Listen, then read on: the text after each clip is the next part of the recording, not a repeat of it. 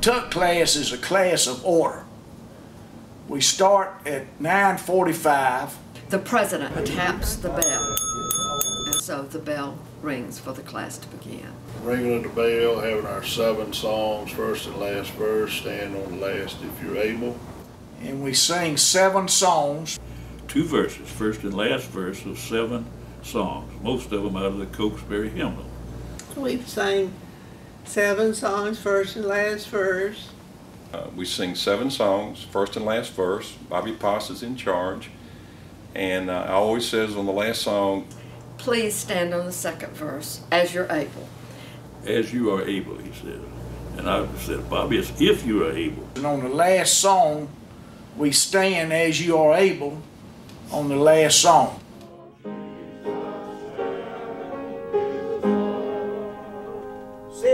And let's please stand on the last verse as you able. Praise that lives in me. I thought His mercy and His grace combined to raise the Lord raised. I was in college before I joined the Tuck class, and I was in a college class, but we couldn't hear our speaker because the Tuck class was singing "Shall We Gather at the River." It's so loud that it drowned out our speaker. So I joined the Tuck class because I like to sing. I did sing once, and so I've been there ever since, about 60 years. We don't have much organization, but we are there and we're loyal and we sing. Well, if you're going to join an organization, you ought to get involved. Find yourself a job, a big job, a little job, it doesn't matter, but be interested and involved and take care of that job. I ended up being picked to pick the songs that we sing every Sunday. And the fellow that got me to picking them was the man that I helped for a while, Lamar Wansley. And he's the man that got me involved in the Tuck class to begin with. And he found me that job, and I loved it. I've been trying to sing ever since I was a boy soprano in the Episcopal Church in Savannah. I'm no longer a soprano. In fact, I can barely hum a tune now, but I can pat my foot.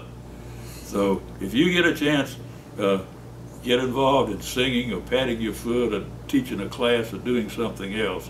But the man that I turned picking over to is Bobby Poss. Bobby loves to sing, and he loves to call out the numbers, and he gives us all a little enthusiasm to go along with it, and we're doing well under his leadership. Everybody had their favorites. Fred's was "When the Roll is Called Up Yonder."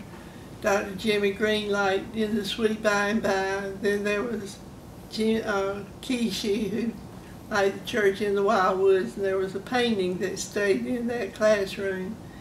And they said he painted it upside down. I don't know what the significance was of that. And then there was Carter Daniels, who used to say, "Let's sing hymn number 10. And everybody looked, "We don't know that song." He'd say, "Well, learn that song." And John Bonder's favorite was "There's a Balm in Gilead."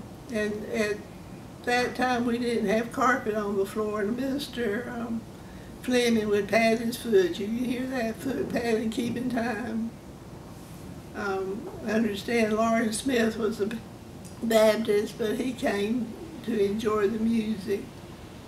But the singing might not rival the Mormon Tabernacle Choir, but it is at least enthusiastic. The pleasure, the enjoyment they have out of the music, as formatted as it may be, they really get into that. Somebody suggested we only sing 3 songs because we have so many things on the agenda that people were rebelling. Hey, we always sing 7 songs, so we will sing 7 songs. My first experience with the Tuck class, because I did not know much about them individually, but Mariana asked me to substitute a number of times, and I didn't realize it at the time, but I guess I was earning my way onto that bench at that time.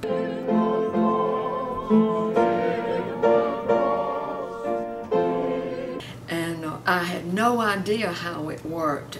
She said, well, you'll know how to do it because you know the hymns so well. You've been singing them all your life. And at that time I was at least 60 years old, more than 60 years old. So I said, well, I'll be glad to do it, you know.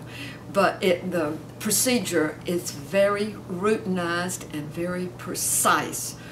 And I try to get in there at 9:30 each Sunday morning so I can practice the songs of the day because I don't know ahead of time. Bobby Paz is the master decider and caller of what 7 hymns will be sung. And so he writes them on the board. Little do I know what they are until I walk in. One of them told me one time not to worry about how slowly or how fast I went. They would go at their own pace and I could go with them. So that's the way it is. There is a chorus every Sunday morning at the front of the room, and it's composed of from 5 to 10 men. I never know who's going to be there, but I'm sure each of them knows that they are a chorister because they take their place at the front of the room first off, and maybe visiting with their friends at the front of the room, but they're always ready to sing when Bobby Paz calls the first number. And that's all Bobby does. He just calls each number that's going to be next after each hymn is finished. 64. 64. And, following the last hymn, the second stanza, they all remain standing and say the Lord's Prayer together. And the president always calls on the person to lead the Lord's Prayer. Amen.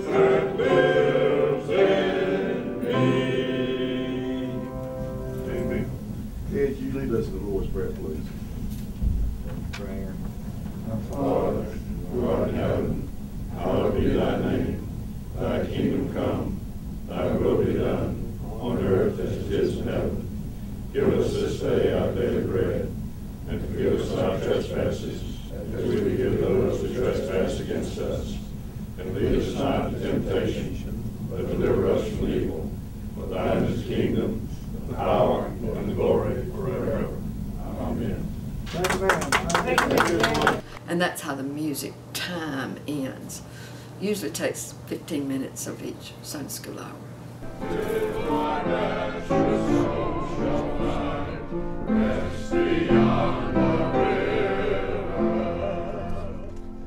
37.